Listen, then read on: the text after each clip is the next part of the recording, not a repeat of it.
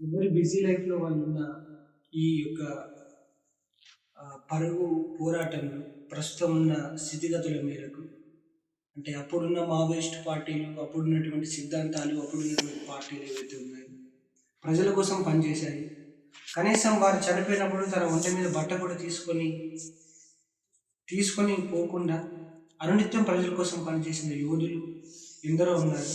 అలాంటి ఒక యోధుడు హిడ్మా వాళ్ళ యొక్క తల్లిని స్మరించుకుంటూ హిడ్మాని స్మరించుకుంటూ ఒక చిన్న పాట మీకోసం.